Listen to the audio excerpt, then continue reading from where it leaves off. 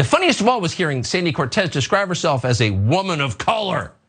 She often does. No one ever dares to challenge that description, but every honest person knows it is hilariously absurd. There is no place on earth outside of American colleges and newsrooms where Sandy Cortez would be recognized as a, quote, woman of color, because she's not. She's a rich, entitled white lady. She's the pampered, obnoxious ski bunny in the matching snowsuit who tells you to pull up your mask while you're standing in the lift line at Jackson Hole. They're all the same. Doesn't matter which shade they are. Apparently the editor.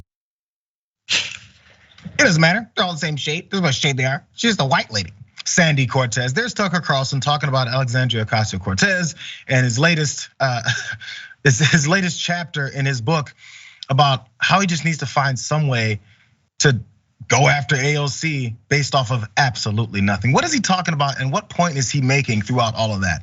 It doesn't matter. AOC did respond to it though. This is one of those instances where I was like, I'm glad she can do what she wants, but I feel like she lowers herself to even respond to this. But she goes, this is the type of stuff you say when your name starts with a P and ends with a dejo, as we know what that is. And as we also know, it didn't stop there, because remember how much they were talking about. AOC points out that, oh my God, I'm so good looking, you guys are obsessed with me, and they were very like disturbed and disgusted by that. Here's Tucker Carlson talking about her some more. Me to retire.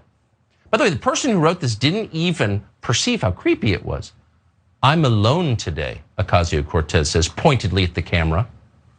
Is it just us, or does that sound like an invitation to a booty call? Maybe one step from what are you wearing? Either way, it's a little strange. It's definitely oversharing. So there's Tucker some more.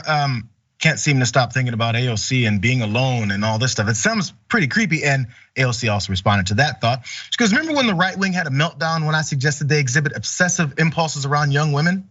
Well, now Tucker Carlson is wishing for this on national TV. You're a creep, bro. If you're this easy with sexual harassment on air, how are you treating your staff? She wonders. So this is on and back and forth. And before I let you point this out, because I know you've got some great thoughts on this, David, remember this point about Tucker Carlson and his show, because when they got sued, Fox News had to point out that it's just entertainment. So the US District Judge Mary Kay, in that she leaned heavily on the arguments of Fox's lawyers when they were trying to not pay out that money. The general tenor of the show should then inform a viewer that Carlson is not, quote, stating actual facts about the topics he discusses, and is instead engaging in exaggeration and non-literal commentary. It's a comedy show, is basically what they're saying.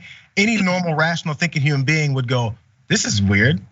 I guess I'll watch next week for the next sitcom.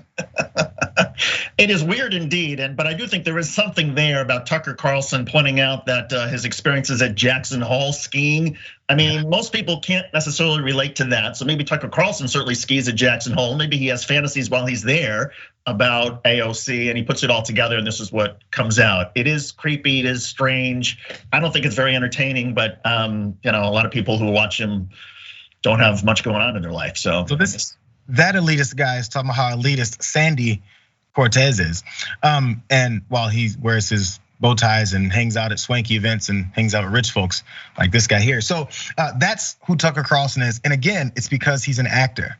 People write that. He's reading a teleprompter. In case you guys still don't know, that's a teleprompter he's reading. Every word that comes out of his mouth has been written beforehand for a particular general energy and an argument to be made, which, as the judge and Fox's attorney said, is comedy.